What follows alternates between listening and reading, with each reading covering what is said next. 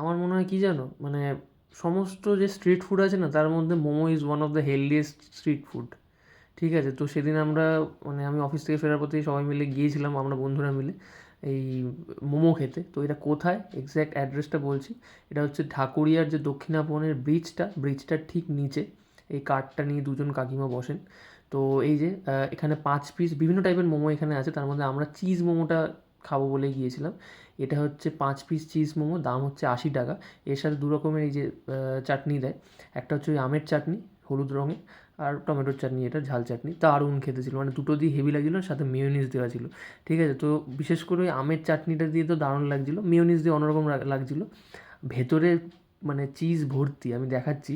একদম মানে চিকেনের পুর তো ভর্তি, সাথে চিজটা যে রয়েছে সেটা প্রত্যেকটা বাইটে বোঝা যাচ্ছে। এই যে মানে পুরো ভর্তি করে চিজ দেওয়া, খুব পাতলা কোটিং, আর বেশ বড় বড় সাইজ, মানে দেখতেই পাচ্ছ বিশাল বড় বড় সাইজের মোমোগুলো। তো দারুণ ছিল খেতে। তোমরা যদি এইদিকে যাও এই কার্টটা থেকে অবশ্যই খেও। আর শর্টসটাকে ভালো লাগলে অবশ্যই লাইক করে দিও, চ্যানেলটা সাবস্ক্রাইব করে দিও। আর যারা যারা মোমো খেতে প্রচণ্ড ভালোবাসো তারা কমেন্ট সেকশনে জানাও। তো আজকের মতো টাটা, বাই বাই।